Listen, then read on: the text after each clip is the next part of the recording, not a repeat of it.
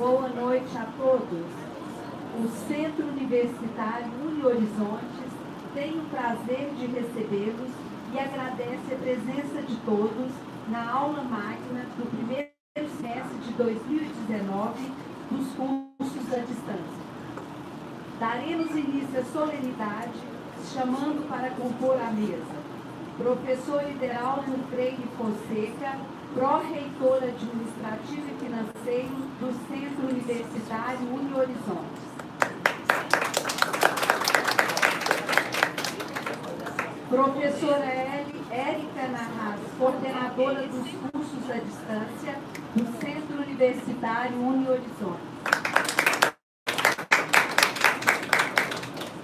Professor Geraldo Magela da Silva, coordenador do curso de Gestão de Cooperativas EAD do Centro Universitário Unihorizontes. Convido a todos a ficarem de pé. Ouviremos o hino nacional brasileiro.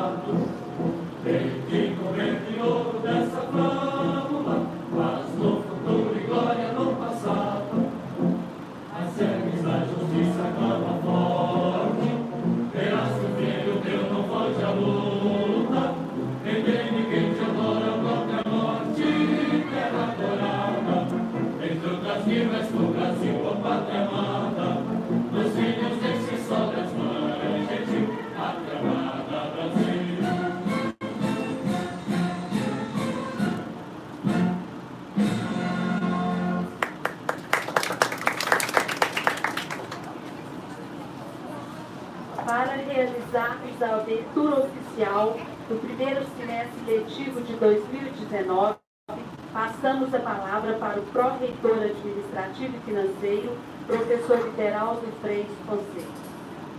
Boa noite a todos. Agradeço a presença de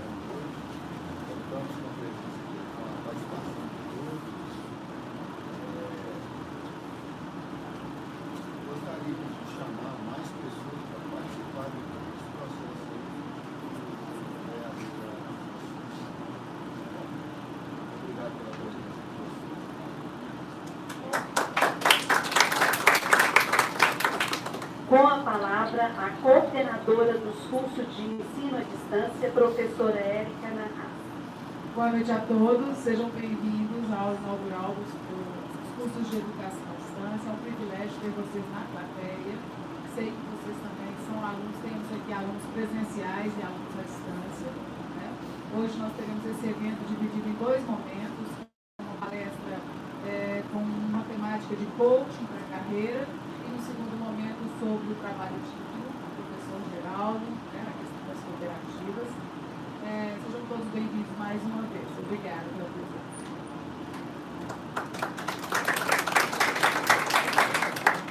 Com a palavra, o coordenador do curso de Gestão de Cooperativas EAD, professor Geraldo Magela da Silva.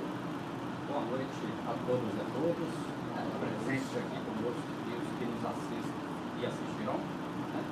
É uma satisfação enorme tê-los conosco, é extremamente importante o professor Geraldo, o professor Érica ressaltaram. Nós estamos aqui com essa missão de ampliar os nossos horizontes, levando o nosso centro universitário do Horizonte a proporcionar e ofertar a todos aqueles potencialmente capacitados um ensino à distância através de cursos extremamente relevantes e muito contribuirão para a inserção de todos vocês no mercado de trabalho. Né? Então é uma satisfação enorme poder estar aqui hoje falando para vocês.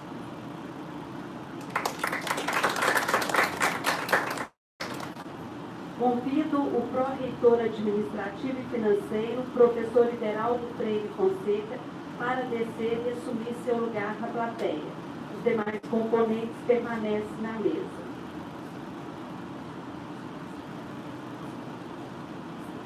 Passa a palavra para a professora Érica Narras. Érica Narras é mestre em engenharia de produção, com formação em gestão de pessoas. Professora universitária há 20 anos. Atualmente é professora de MBA da FGV e SENAC, coordenadora de EAD do Uni Horizontes. Ela será a primeira palestrante da noite, com o tema Construindo uma Carreira para a Vida. Passa a palavra para você. Obrigada, Leila. Pessoal, boa noite mais uma vez. Hoje nós trouxemos aqui duas temáticas, conforme já disse para vocês. Vou colocar aqui bem próximo o microfone. Todo mundo me escuta? Joia! O tema de hoje é talentos e escolhas para a construção de uma carreira para a vida. Então nós vamos refletir aqui diversas temáticas. Obviamente isso vai ser bem dinâmico, bem rápido, em decorrência do próprio planejamento do evento. Mas ao final eu abro a palavra, quem quiser contribuir será sempre muito bem-vindo, ok? Então vamos lá. Pessoal, é uma coisa comum, todas as vezes que eu estou conversando com os meus coaches, com os meus clientes de coaching, eles sempre falam dessa questão familiar, da pressão familiar na escolha da carreira. Alguém já escutou essa frase? O que você vai ser quando crescer? Alguém nunca escutou? Levanta a mão. Ó, que bom, temos mais uma pessoa, né? Isso é muito comum, perceberam? Essa é uma pressão que existe.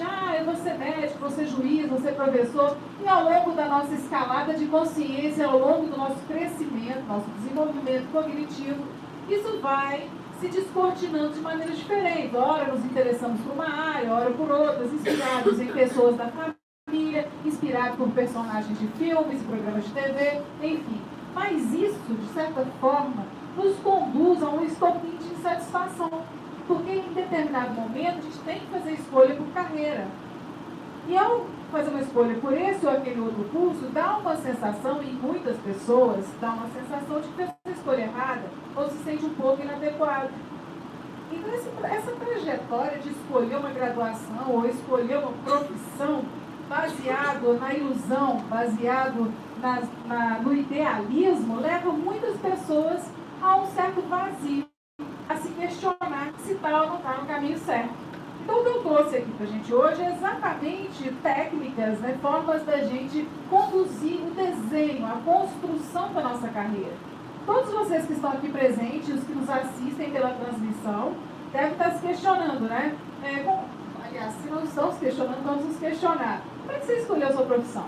Vocês que estão aqui, escolheram baseado em quê? Porque está dando dinheiro, o mercado está aquecido, sua mãe falou que é legal, porque algum instrutor, algum professor disse que Essa é a carreira do momento ou foi simplesmente porque era seu sonho?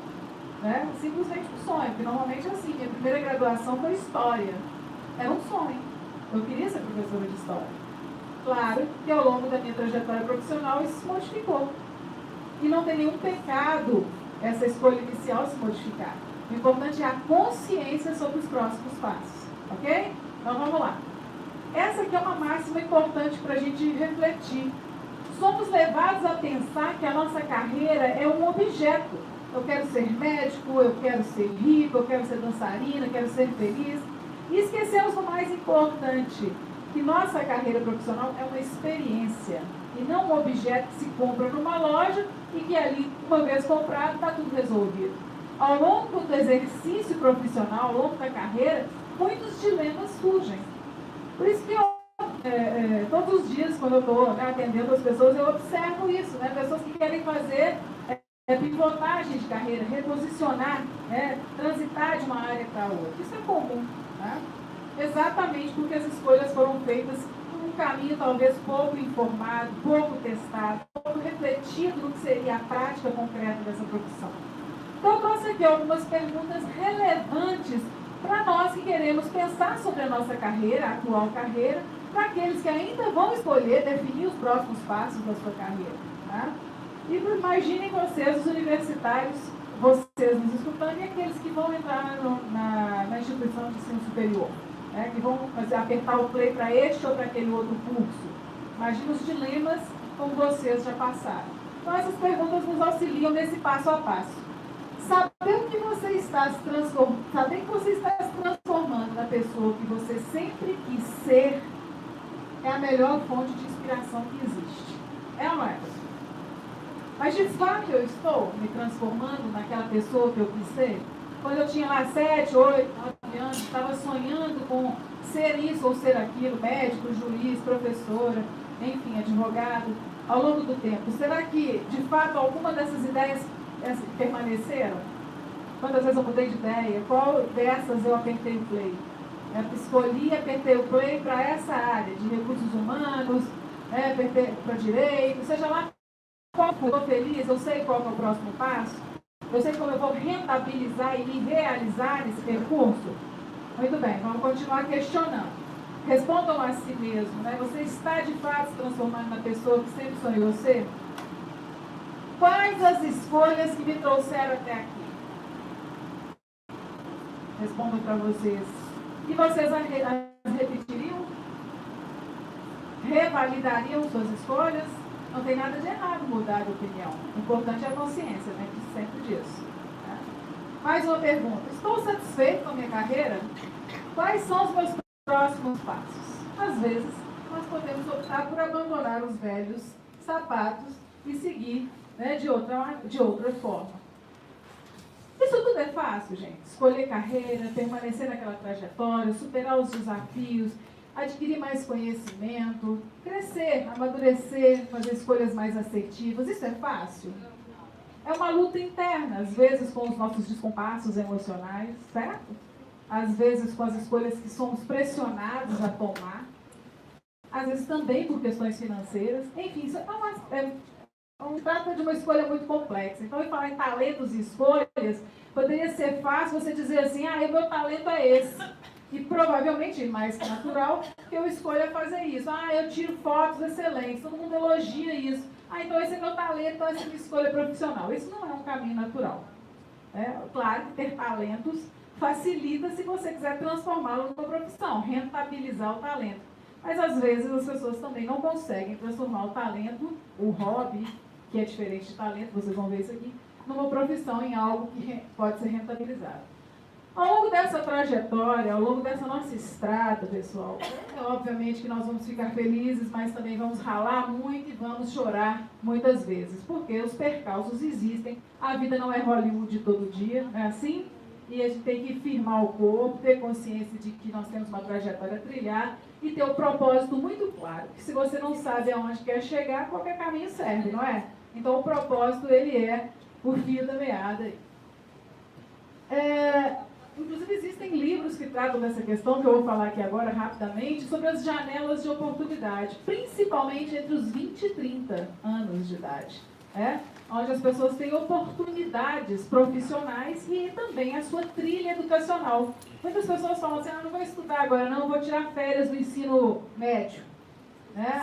Tirar férias do ensino médio. Depois forma na graduação, vou tirar férias da graduação. Só que existe uma janela temporal para a gente aproveitar determinadas coisas na vida. Vejam vocês, se eu subo o Everest aos 20, 30, 40, é uma força, não é? Aos 60, aos 70, inegavelmente eu enfrento outras dificuldades de ordem física, correto? Da mesma forma, eu quero ter um filho. Não é a qualquer momento que eu posso ter um filho. Também tem limitações que vêm do corpo. O tempo nos tira potência, nos tira vigor. E as escolhas têm que estar muito relacionadas a essa sua capacidade de realizar. Quando somos jovens, nós temos até uma certa faixa etária onde o cérebro está ali numa transformação e uma capacidade de captar muito maior. Não significa que uma pessoa mais velha não aprenda, aprende sim, só que num ritmo e numa estrutura diferente dos jovens. Então vamos aproveitar as janelas de oportunidade que a biologia, a fisiologia, que a vida nos concede. E ficar adiando e postergando e procrastinando todas essas escolhas que estão aí dadas pelo mercado, pela sociedade, pela cultura, como tidas naquele tempo correto de se realizar as coisas, é importante refletir por que eu tenho que fazer determinada escolha de vestibular, de graduação, de ter filho ou não ter, de escolher uma carreira ou não. Porque também o tempo passa, as coisas mudam, as percepções mudam e as oportunidades também. O mercado de trabalho tem exigência com relação à idade. Vocês sabem disso, não é? Então, para determinados cargos, determinadas posições na hierarquia da organização, não pode ser qualquer idade. Então, é preciso fazer escolhas. E aí, sobre fazer essas escolhas, eu chego no ponto prático do nosso encontro de hoje, que é saber desenhar, testar, tentar, exercitar e experimentar as nossas ideias, simulando-as no mundo concreto. Como seria isso no mundo do trabalho? Então, nós temos que manter um foco na experimentação. Vejam vocês, suponhamos que vocês obviamente são estudantes, os que não são também, podem refletir dessa mesma maneira. Aonde eu quero chegar? Eu vou chegar fazendo uma escolha assim, abro o site, abro o Google, pesquiso e, isso aqui tá legal. Isso aqui tem mais a ver comigo. Você acha que isso são informações suficientes para fazer uma escolha profissional? Isso aqui tem a ver comigo. Curto isso daqui. Eu acho que a gente deveria dedicar um pouquinho mais nessa escolha. Então, a proposta é que a gente experimente, porque experimentar a sua carreira te transforma num design da própria vida. E não deixar, igual o Zeca Pagodinho, deixar a vida me levar, não. Porque o que vier, você que vai ter que arcar com as consequências. Então, é importante você ser o design da sua própria vida. Então, para isso, você tem que ter curiosidade para saber quais são os ramos possíveis para você profissionalizar, para você construir sua bagagem cognitiva. Quanto mais conhecimento você bota na sua mochila, pode ser, minha mochila vai ficar pesada. Não, senhor, mais a sua janela de reflexão se amplia. E quanto mais inteligência, menos você vai precisar fazer força. Se eu quiser arrastar essa cadeira daqui até ali, se eu coloco uma rodinha, ela diminui o atrito. A rodinha é uma prótese intelectual, é uma inteligência. É isso que eu quero dizer para vocês. Quanto mais vocês investem no intelecto, menos força física farão. Porque vocês estão sofisticando as soluções. Claro que a força física é importante em todos os momentos da vida. Mas se a gente puder selecionar, a gente pode utilizar a inteligência para diminuir o atrito, a fadiga das relações e, obviamente, do trabalho. Então, curiosidade, ação, porque quem fica parado é poste ou defunto. A gente tem que agir.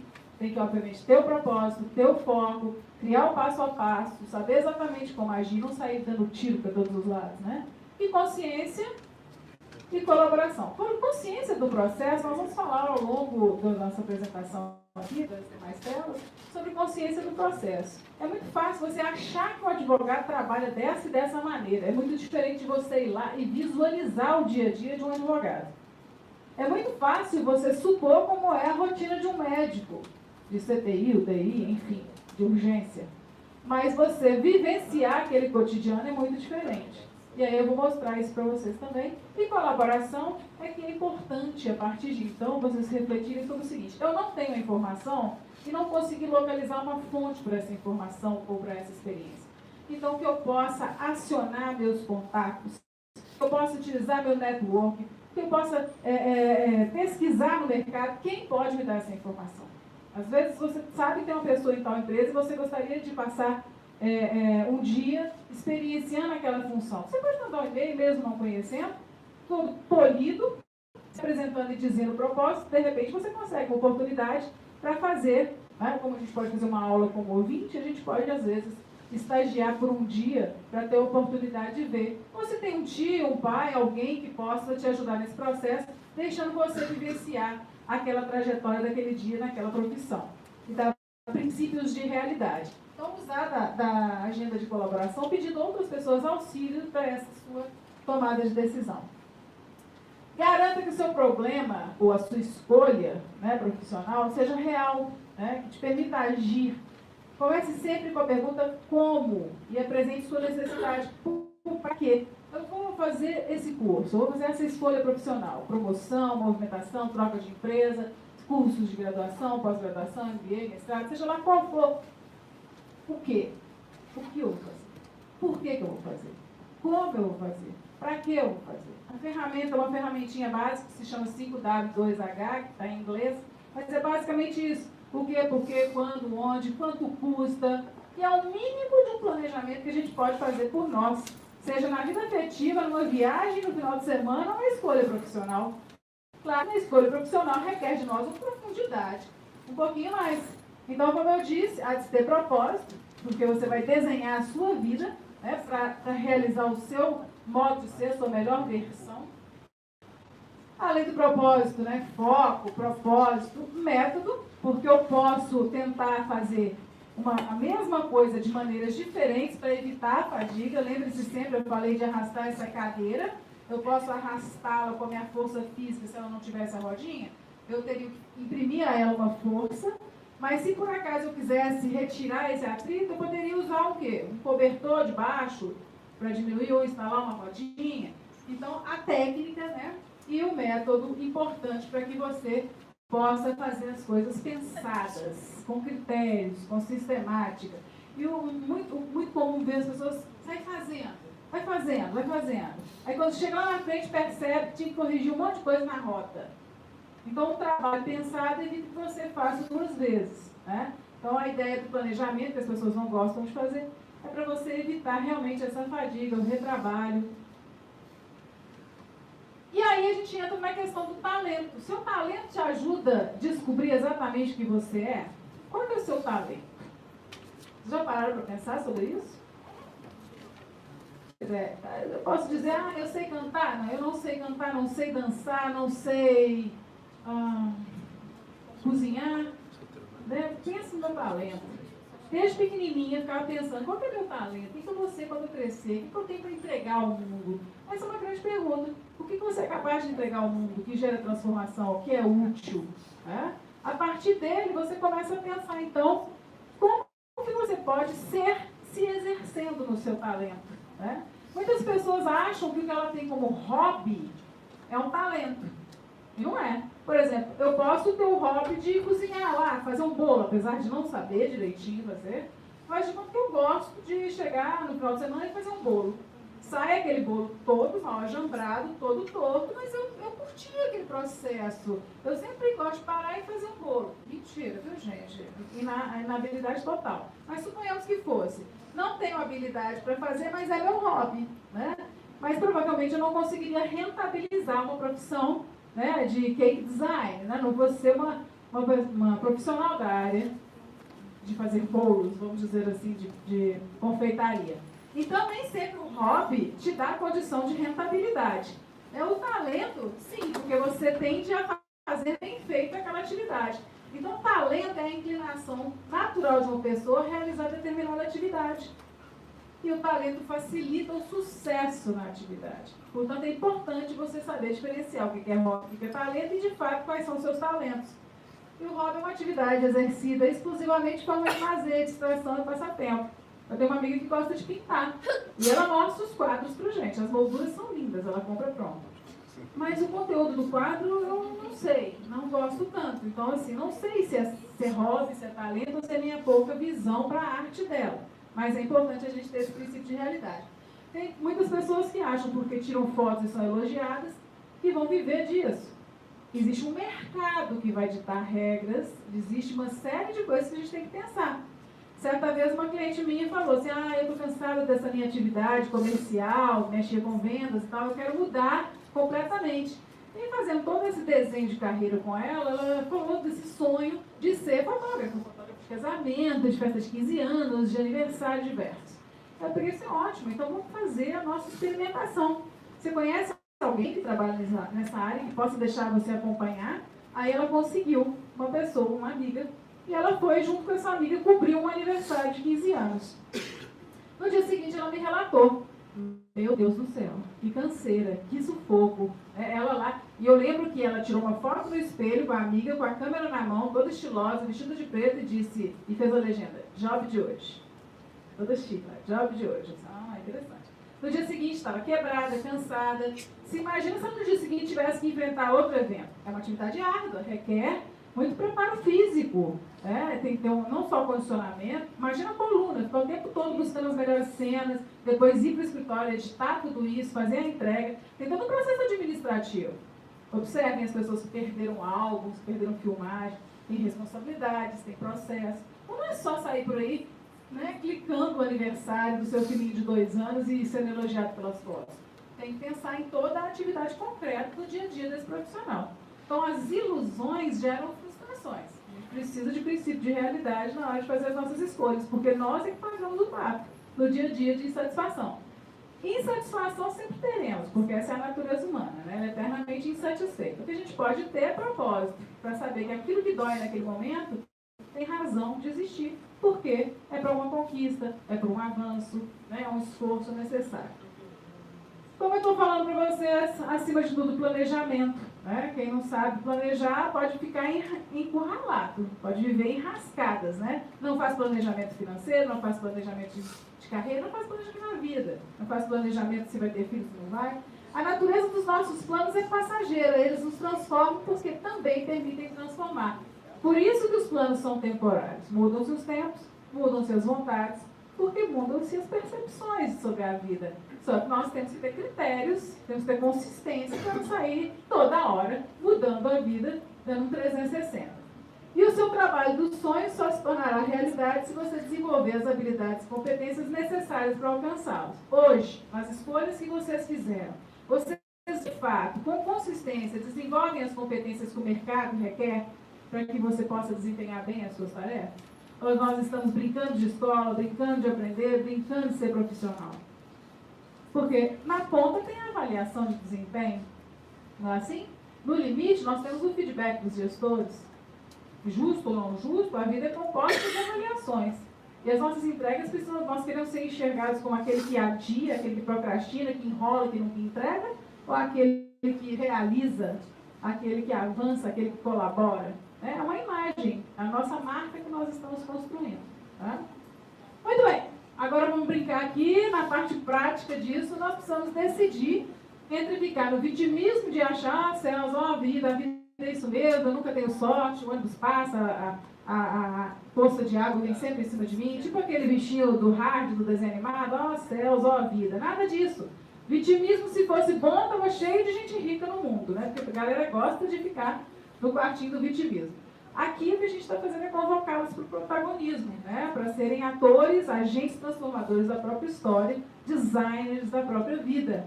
Ou seja, qual é o meu próximo passo para contribuir, para me tornar um ser humano e um profissional austero, sofisticado, produtivo e que de fato serei aquilo que sempre sonhei ser. Ou eu vim aqui para me auto-enganar na vida? Bom, então vamos passar aqui rapidamente um esquema. Leia, meu tempo tá tranquilo, depois você me ajuda, tá? Pessoal, o seu desafio profissional, então, você precisa ter visão do trabalho, visão de mercado. O que o mercado está demandando e como os meus talentos podem se adequar? Em que tipo de janela de oportunidade profissional eu posso navegar? E para isso eu preciso entender como é que eu despreendo a minha energia e me desenvolvo. Porque tem determinadas áreas que vão sugar tanto de mim que eu posso preferir. Falar, não, aqui eu gosto, eu compreendo, tem um vasto mercado, mas a minha energia, não estou falando energia do ponto de vista espiritual, estou falando do desgaste que vai te levar. pessoas que não gostam de trabalhar de turno, trabalhar em plataformas petrolíferas. Você tem que se enxergar na cena para ver como isso vai te consumir, se é positivamente ou negativamente. E a descoberta dos seus talentos. Nós vamos treinar isso aqui agora. Uma vez que eu olhei, estudei o mercado, sem a área que todas as áreas nos desgastam, mas a área que menos me desgasta e me dá mais retorno positivo, né, da minha realização, e eu sei os meus talentos, então eu vou fazer aqui uma chuva de ideias sobre a minha carreira. Eu posso pensar na mesma área, 3 segmentos dentro da mesma área. Ou eu posso pensar segmentos completamente diferentes. Vamos pensar num plano pessoal de carreira.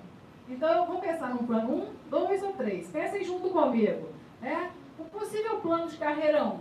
Quero ser cake designer. O que é um cake designer? Aquele que faz aqueles bolos de casamento, de aniversário de 15 anos, aquelas coisas maravilhosas, aquelas esculturas lindas. Então tem todo um processo para eu chegar a ser um cake designer, para rentabilizar e transformar isso em uma profissão, desde a parte de gestão dos recursos até o talento em si de elaborar um bolo. Tempo, recursos financeiros, todo o conhecimento que eu necessito para realizar, né, este e aquilo do bolo, os detalhes diversos dessa arte, enfim. Então eu tenho que ter um planejamento. O cake design aqui. O segundo plano. Olha, é uma carreira tradicional, eu quero ser advogado. Então está aqui uma possível carreira de direito. E uma terceira possibilidade, você se transformar em personal trainer. É possível que uma pessoa deseje essas 3 coisas tão diversas? Sim, completamente possível. Né? Eu já passei em algumas áreas muito diferentes das quais eu atuo hoje. Então, isso não tem problema. O detalhe é que a gente tem que buscar cada vez mais regular o nosso foco para a gente não ficar fazendo escolhas antiproducentes, ou seja, a gente vai estuda e não aplica, não rentabiliza e joga fora. O conhecimento não se joga fora, mas você tem uma janela para se realizar enquanto um ser humano produtivo. Você tem uma vida financeira, uma escalada de conquistas a ser realizada. E que não dá para a gente adiar para os 80 anos. Apesar de muitas pessoas realizarem grandes feitos após idade, né, bem 60, 70, 80. 60 é jovem, 70 é jovem, né? Hoje nós estamos nos 120, então isso não é o problema. Mas é importante a gente pensar nisso porque também tem a potência, tem a força física que isso vai. E aí, pessoal, uma vez que você pensou os três nichos possíveis de atuação, sobre cada um eu sugiro que vocês façam uma pesquisa online exaustiva sobre, já estamos finalizando, uma entrevista em profundidade com profissionais da área para sentir quais são as dores e os sabores de ser um advogado, as dores e os sabores de ser um professor, as dores e os sabores de ser um personal trainer, um cake designer. E depois de feita essa pesquisa e essa entrevista, ir para uma observação de campo. E lá ver como é que é o cotidiano dessa pessoa. Imagina um cara que trabalha na plataforma petrolífera. Imagina um oceanógrafo, um biólogo, imagina um professor. E, por fim, aquela experiência que eu acho a mais sofisticada e que muito elucidativa, não é só você ir numa observação de campo onde você fica apenas observando, é você ir lá e fazer. E ter a oportunidade de ser... Lembra daquele programa do Fantástico, o chefe espião, o que era? O chefe ia lá e trabalhava no lugar. É sentir na pele. Muito bem. E aí, para a gente finalizar, né, rapidamente aqui, eu vou levá-los nessa viagem imaginativa aqui sobre os seus próximos passos e a sua situação na carreira. Imagine daqui a 5 anos na carreira que vocês já escolheram. O que você se vê fazendo? Qual o nível de cargo que você ocupa daqui a 5 anos? Quais são as suas funções e as atividades principais? E quais as habilidades você utiliza na sua rotina? As suas habilidades, ou nenhuma. Né? Se questionem sobre isso. Definem uma lista, seus planos de ação para chegar lá. Você já sabe qual é o caminho para alcançar a meta na sua imaginação? Qual é o próximo passo, então? Quais são as habilidades que você ainda precisa desenvolver para essa carreira? Aonde você quer chegar daqui a 5 anos, quais são os gaps? O que te falta para chegar lá? E o que você faz hoje para conseguir aquilo que te falta para chegar lá? Vamos lá. Crie um planejamento para os próximos 5 anos, né? Porque Nada vem de graça, a gente tem que fazer um planejamento, tem que buscar construir, nós somos construtores da nossa realidade, né, pessoal? Olha o protagonismo, coloca isso no papel, organiza, né? Coloque numa linha do tempo, o que você vai fazer a cada momento, e quais são os recursos, o que, por quê, quando, onde, quanto custa. Vamos ter consciência para não ter retrabalho, vamos ter consciência para chegar mais rápido. Eu tinha um professor de matemática que falava, vamos devagar porque estamos com pressa. Vamos com consciência, vamos no detalhe, vamos fazer com consistência, né? E por fim, pessoal, para finalizar de vez, você vai definir o quanto se sente preparado para realizar o plano, em termos de recursos, gastos, né? Pelas tarefas, desafios envolvidos, disponibilidade financeira, confiança e coerência. Então, se você se imagina um palestrante ou um professor, o que te falta para estar aqui na frente falando com destreza, com desenvoltura, né? Coragem? O que te falta? Preparo emocional? Preparo de conteúdo? Né? Muito bem. O que eu quero deixar de mensagem para vocês hoje é isso. Visualize seu futuro, se coloque na cena do futuro que você deseja, pesquise sobre isso. Lembre-se, a vida não é um parquinho de diversão o tempo todo. A gente precisa de precaução, teste. Tente experimentar essa realidade, antecipar esses percalços de alguma maneira. E você tem sempre que pensar sobre isso. Seu primeiro grande empreendimento é você. Se você não é capaz de fazer por si, vai terceirizar essa principal responsabilidade? Não é isso, pessoal? Muito obrigada. Essa é a nossa mensagem de hoje.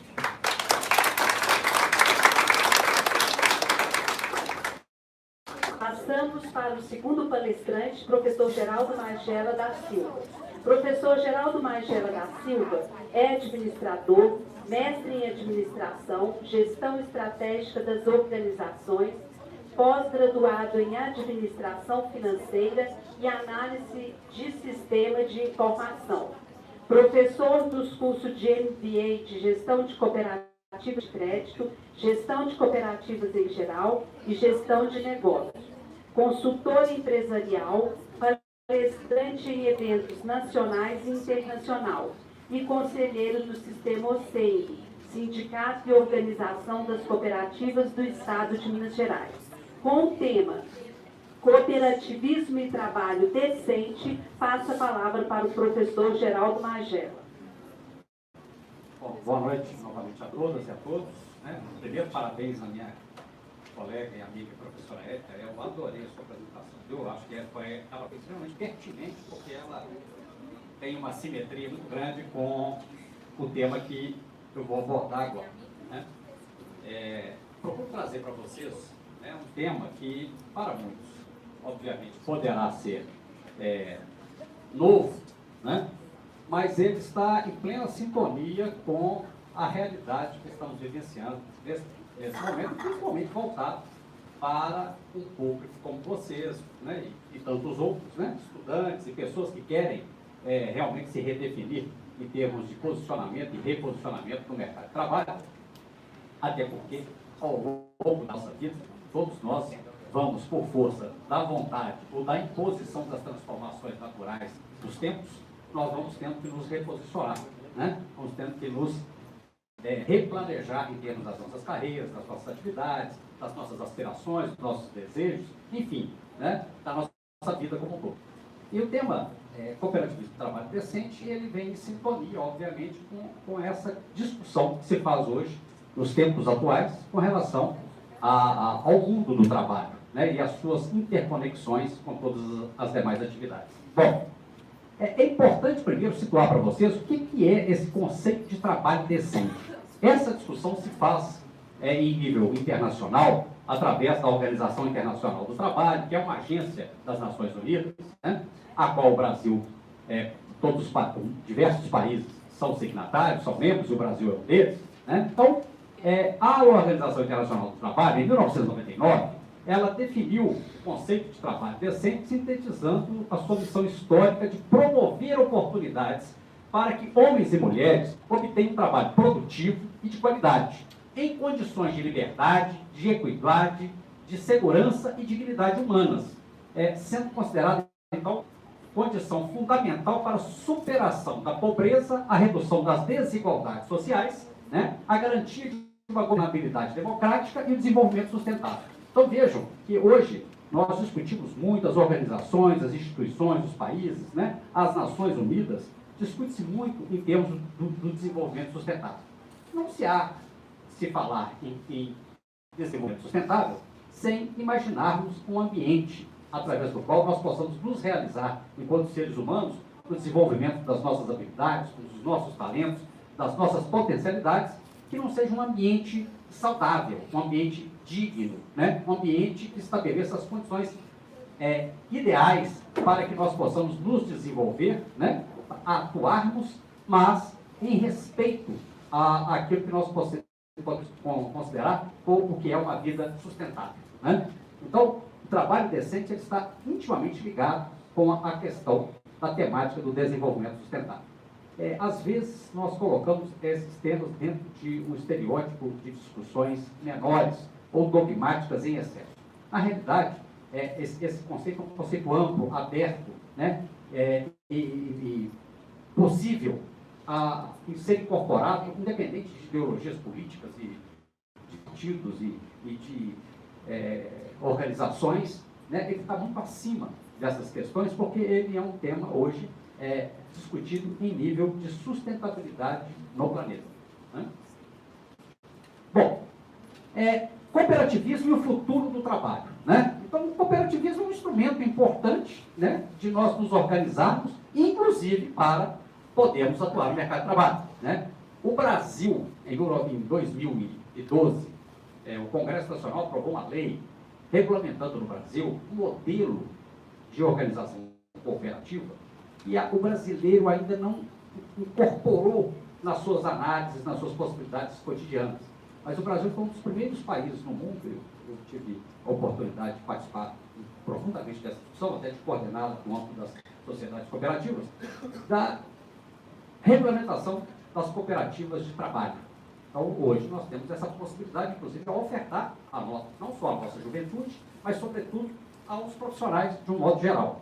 E aí há muito desconhecimento com relação a isso no nosso país, né? É uma questão que está muito difundida, muito internalizada e muito aplicável nos países desenvolvidos, né?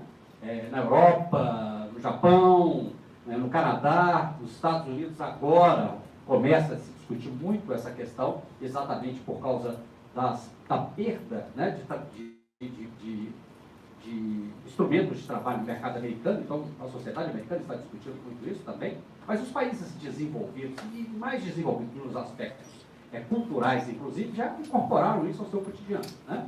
E para vocês terem uma ideia, a professora Érica falava aqui de talentos, de habilidades, né? E são coisas desconhecidas. A maior agência de fotógrafos do mundo é uma sociedade cooperativa francesa, que funciona há 50 anos, né? E que fornece, inclusive, fotos para os principais veículos de comunicação em escala mundial. Nós temos, então, esse instrumento importante de inserção ao mercado de trabalho também, de empreendedorismo coletivo, né?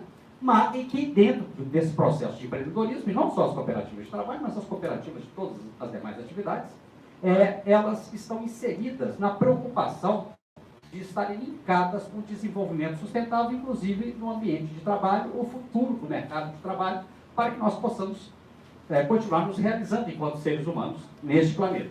Bom, então a OIT, este ano, ela está celebrando o seu centenário, 100 anos de Organização Internacional do Trabalho, como uma das principais e das mais importantes agências das Nações Unidas. E neste contexto, a OIT e a Aliança Cooperativa Internacional, a Aliança Cooperativa Internacional é uma instituição que congrega as sociedades cooperativas em escala global, mais de 100 países participam da Aliança Cooperativa Internacional, e ela tem status de agência independente das Nações Unidas também. Então, em parceria, em cooperação, a OIT e a CI, elas vão organizar esse ano uma conferência, né, sobre cooperativas e futuro do trabalho. Essa conferência será no dia 24 de junho de 2019, na oportunidade da 78ª sessão da Conferência Internacional do Trabalho, que será a conferência comemorativa do centenário da OIT. Isso para vocês entenderem por que esse tema está correlacionado, né? E desde 1995, a Aliança Cooperativa Internacional e as Nações Unidas, elas promovem o Dia Internacional do Cooperativismo, que é comemorado no segundo sábado do mês de julho, em escala global. E a cada ano é escolhido um tema para que seja um tema motivacional, um tema a ser discutido, a ser aprofundado no ambiente das sociedades cooperativas em todo o mundo, para ser trabalhado, tendo em vista que o objetivo dessa celebração do Dia Internacional é aumentar a conscientização sobre as cooperativas e ressaltar as contribuições que o cooperativismo pode oferecer para o enfrentamento dos principais problemas que as nações, de um modo geral, enfrentam para fortalecer e ampliar as parcerias entre o movimento cooperativo internacional e outros atores. Então, e este ano, então, o Dia Internacional do Cooperativismo de 2019, desculpa, o tema será Cooperativismo e Trabalho Decente. Por isso eu escolhi esse tema para trazer para vocês, na oportunidade que o ano se comemora 100 anos da OIT, de um ano onde a questão do futuro do trabalho será amplamente discutida em nível internacional. Tudo que a professora Érica apresentou que está diretamente relacionado a essa temática, porque nós estamos passando por um momento de profundas transformações, sejam elas tecnológicas, sejam elas ambientais, sejam elas do ponto de vista do posicionamento da sociedade humana, né? Dentro desse contexto de uma sustentabilidade que se busca. Então, é um ano onde nós vamos discutir muito, em escala global, toda a temática correlacionada com o futuro do trabalho, né? E o cooperativismo, então, linkado a esse tema, entendendo a oportunidade de discutir isso no ambiente cooperativo, escolheu, junto com a OIT, o tema do Dia Internacional deste ano como Cooperativismo e Trabalho Decente. E ele está fundamentado no fato que as cooperativas são organizações, são empresas focadas nas pessoas. Só se cria sociedades cooperativas em função das pessoas, né? São elas as protagonistas, né? Alguém falou assim, quando a pessoa pergunta, o que te falta? Falta dinheiro. Olha, eu digo para você o seguinte, eu conheço experiências em 22 países, experiências cooperativas e não cooperativas, e te digo que a maioria das que eu conheço foram constituídas aquém do dinheiro. Muito mais em função das oportunidades, dos talentos, né? Da garra, do desejo de realização, e sobretudo da oportunidade de utilização dos recursos disponíveis que às vezes a gente não percebe. É que nós vivemos num país onde, por exemplo, a questão do crédito ainda é um grande desafio, né? Onde você sem dinheiro, você muitas vezes tem grande dificuldade de empreender. Os Estados Unidos é um país onde se empreende através da oferta de crédito. E grandes empreendedores americanos hoje de sucesso começaram com absolutamente zero de recursos próprios, né? Então, mas porque o país oferece condições de acessibilidade a mecanismos creditícios que possibilitam empreender o seu talento, mesmo não tendo recurso financeiro. Então, assim, não se limitem, porque o Brasil também está mudando.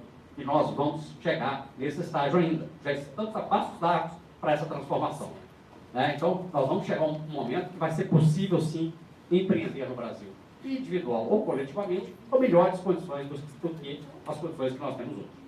Então, essa temática, ela é importante porque, sendo sociedades centradas nas pessoas, elas se caracterizam por um controle democrático, que prioriza o desenvolvimento humano e a justiça social no local de trabalho. Então, são pressupostos importantíssimos, que vão, obviamente, na direção de facilitar a realização, né? O estabelecimento do talento, planejado, ordenado, né? Com todos os recursos, sobretudo, fundamentado num processo em que nós temos que nos educar para isso. E por isso nós estamos num ambiente que nos proporciona a oportunidade de acessibilidade à educação, né? E esse é o nosso compromisso no nosso centro universitário.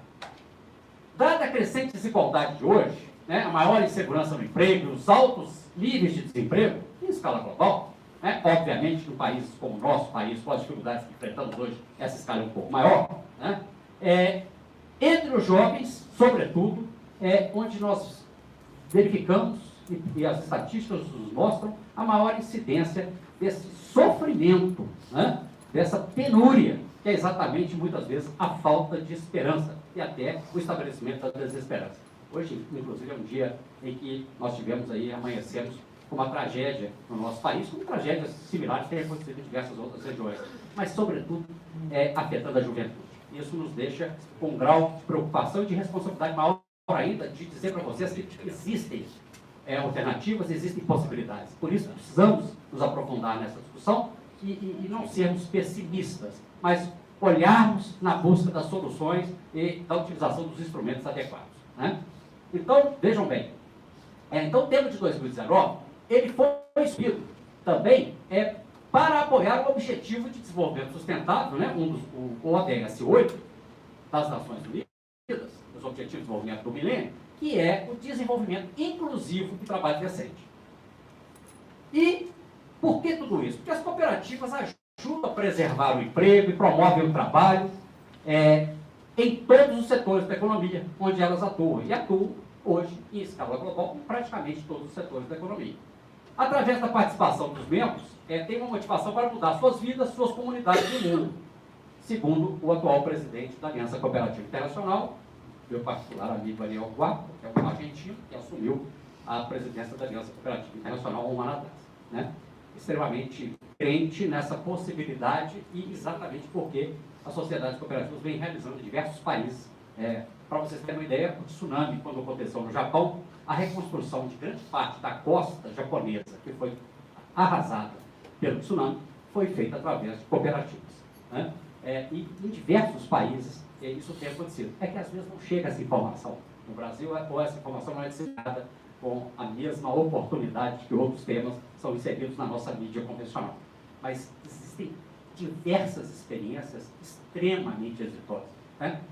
no campo, principalmente da oportunização do trabalho. Bom, qual é a relevância, então, da geração de trabalho e renda no cooperativismo em escala global, né, em nível mundial? As cooperativas são o principal instrumento para a geração de trabalho e renda para mais de 1 bilhão e 200 milhões de pessoas no mundo. Aproximadamente 1/7 da humanidade. Né? É que no nosso país, os nossos índices ainda são acanhados quando nós nos comparamos com os países mais desenvolvidos. Mas quando eu vou no Canadá, que 1/3, né, que 2/3 da população é sócio cooperativas, mesmo nos Estados Unidos hoje, teve um avanço enorme na última década. Hoje, 170, 180 milhões de americanos são sócios em cooperativas. Né? Toda a geração de energia, numa grande parcela dos Estados Unidos, hoje é feita através de sociedades cooperativas. O desenvolvimento das energias renováveis em toda a Europa Oriental, a Alemanha, que é o principal protagonista, o Japão e agora a China, está se fazendo uma revolução em termos de energias renováveis através de sociedades cooperativas. Então, eu estou falando de protagonismo, de desenvolvimento. Né? E o Brasil começa a enxergar isso, começa a se desenvolver, mas ainda temos um longo caminho a percorrer que depende muito da nossa ação. De acordo com uma estimativa recente, uma pesquisa feita pela Organização Internacional do Trabalho, em conjunto com a Aliança Cooperativa Internacional, e o Brasil participou, eu tive a oportunidade de ser um dos colaboradores também desse processo, as cooperativas em todo o mundo empregam ou são a principal fonte de renda para mais de 279 milhões de trabalhadores, o que é praticamente 10% da população trabalhadora em escala mundial. Então, por isso que a ONU, a Organização Internacional do Trabalho, ela prioriza, dá importância às sociedades cooperativas exatamente por tudo que se tem hoje de conhecimento, de realização em termos de oportunização no mundo do trabalho, e que as cooperativas hoje são protagonistas, né? em geração de empregos de qualidade, trabalho que a gente denomina de trabalho decente. Bom, o Brasil tem uma agenda nacional de trabalho decente.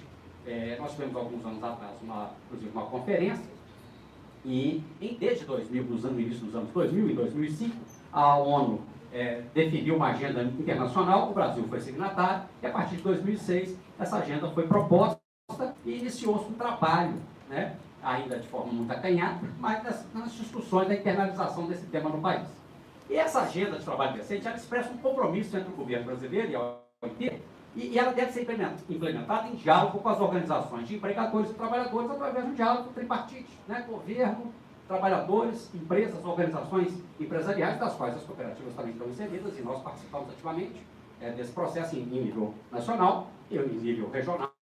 Né? Aqui em Minas, por exemplo, foi instituído, lá desde o governos anteriores ao atual, há cerca de 8 anos atrás, um grupo de discussão dessa temática do trabalho decente. Eu faço parte desse grupo também, representando sociedades cooperativas, diversas organizações empresariais, né, também participam, E as prioridades é gerar mais e melhores empregos com a igualdade de oportunidades de tratamento, né? Principalmente levando em conta a questão inclusiva, né? A questão de melhorar o ambiente do mercado de trabalho, recuperando oportunidades e nivelando o tratamento dado às mulheres em relação aos homens, né? Todos sabemos, isso tem sido divulgado, principalmente nesse mês da mulher, ainda a discrepância entre os salários ofertados ao gênero masculino em detrimento do gênero feminino para as mesmas ocupações, né?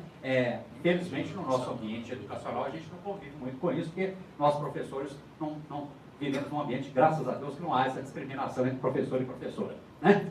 Mas, infelizmente, essa realidade não se faz presente em todos os ambientes econômicos, né? Então, essa questão de gerar mais e melhores empregos é uma das prioridades da agenda do trabalho decente. Erradicar o trabalho escravo, eliminar o trabalho infantil, em especial em suas piores formas. Esse é um outro compromisso. A gente não pode tampar os olhos, avançamos muito, inibimos muito, mas ainda é uma realidade com a qual nós sabemos que quando adentramos nos rincões, né, não só do Brasil, como de diversos países, inclusive na Ásia, na América Latina, né, e mesmo em países desenvolvidos, a gente convive com essas realidades que ficam escondidas das grandes metrópoles, né? Os imigrantes, quando chegam nas metrópoles americanas, europeias, são submetidos à oferta de um mercado de trabalho marginal, um mercado de trabalho que não é o oficial, que não é o reconhecido, né? E muitas vezes são explorados. Quantos filmes, quantas temáticas, livros abordam a temática que os imigrantes da escravidão de mulheres para trabalho no mercado do sexo e nas grandes metrópoles europeias, americanas e mesmo no Brasil, né?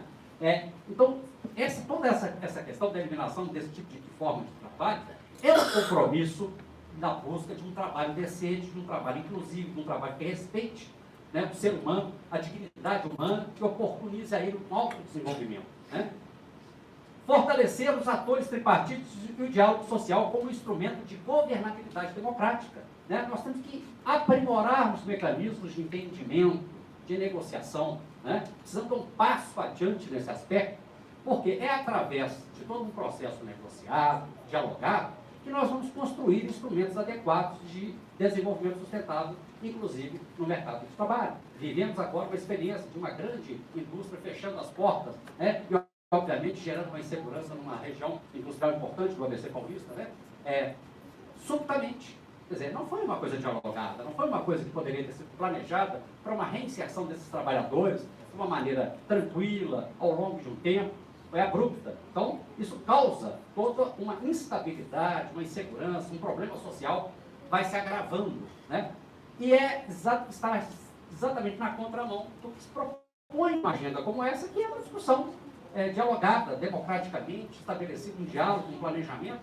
Nós não podemos interferir nas necessidades da organização, em se reposicionar, se remodelar. Mas, ao mesmo tempo, nós também podemos, sim, criar alternativas que viabilizem o desenvolvimento sustentável em nível local, desde que isso seja um objeto de uma agenda de diálogo de gestão democrática, né?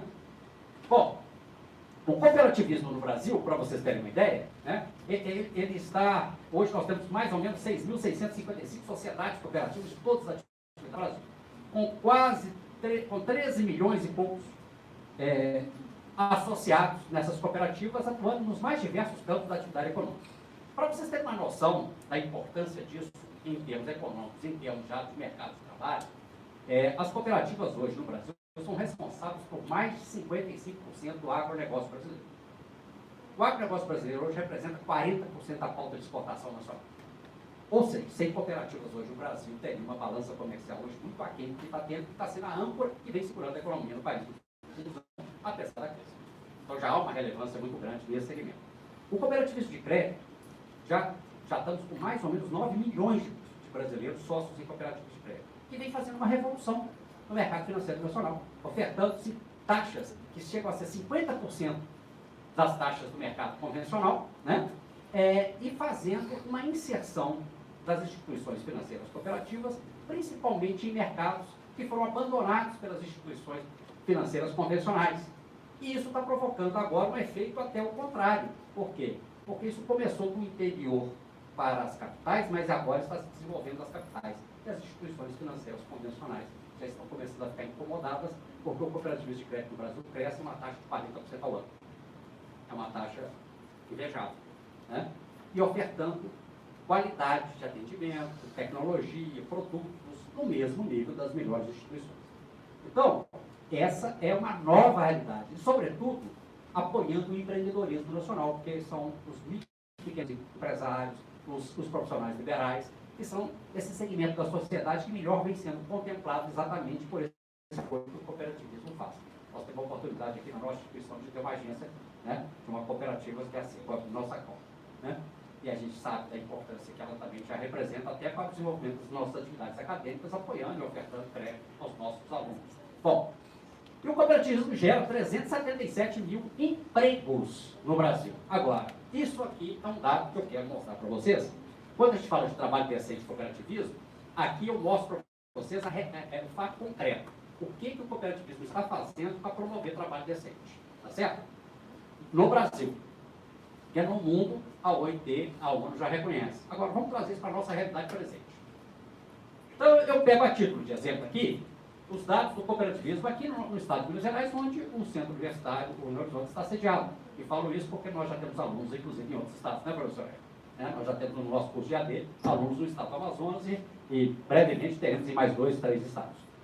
Então, vejam bem, mas eu peguei então, a título de exemplo aqui no estado de Minas Gerais, onde estamos sediados, uma pesquisa realizada pela OCEM, pela Organização das Cooperativas do Estado de Minas Gerais, e nós temos hoje em Minas quase 40 mil trabalhadores nas cooperativas mineiras, dos mais diversos ramos, e essa pesquisa aqui com relação ao nível de disponibilidade do quadro funcional das cooperativas mineiras, né? Então nós temos lá, com nível de formação em doutorado 0,1%, mestrado 0,2%, pós-graduação 9,2%, superior completo 29,1%, médio completo, superior e completo 43%. Ou seja, vamos pegar aqui, de quem tem médio completo ou superior e completo para cima, nós estamos falando de aproximadamente 80% dos nossos trabalhadores em cooperativas.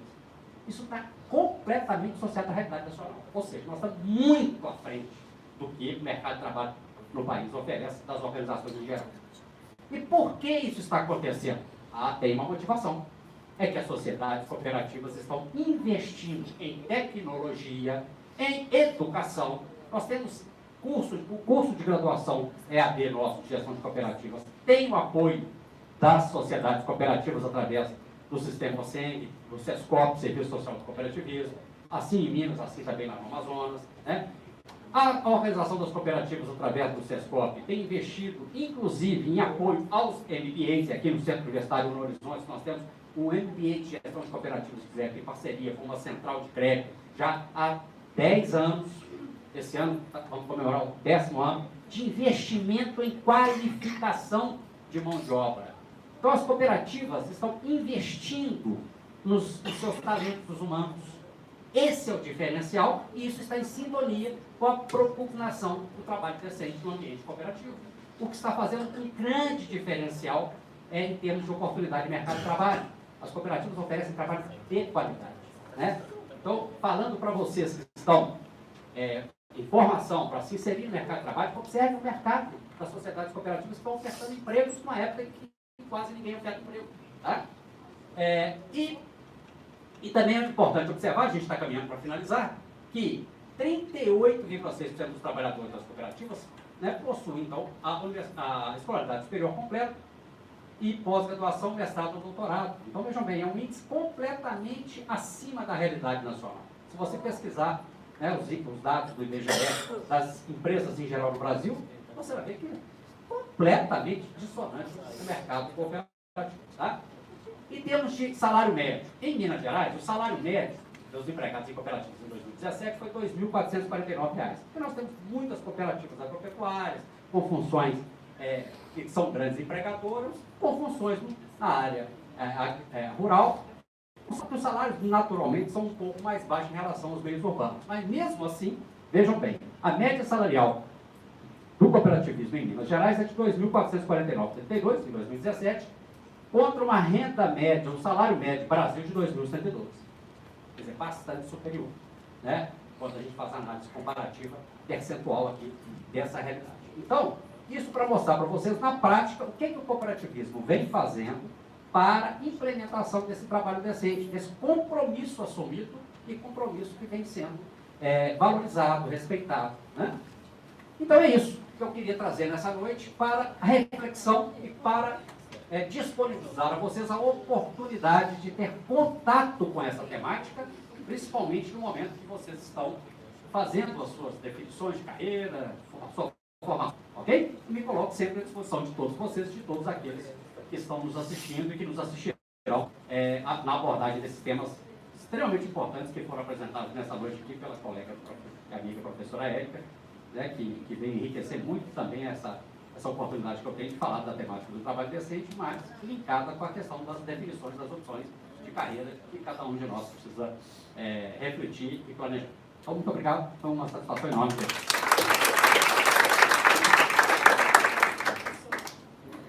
Pessoal, então, alguma pergunta? Querem conversar sobre algum tema apresentado aqui hoje?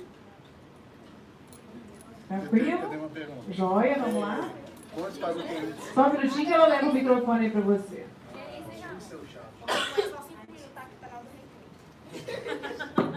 Sobre a questão do planejar. Qual que, na sua opinião, é o problema da execução final, de conseguir chegar no objetivo final? O planejamento, ele é um mapa do percurso. Sempre tem miopia nas nossas designações ali no papel. Você com o papel, você observando a realidade e não vivendo a realidade, tem a sua percepção e que tem doses de ilusões. Né? Você pode observar que você fala assim, segunda-feira eu vou fazer dieta, segunda-feira eu vou para a academia. Quando vai se aproximando da segunda-feira, aquele bem-estar que você afirmou, vou fazer dieta, vou para a academia, quando chega na segunda, você já está um tanto quanto diferente, se não estiver altamente determinado.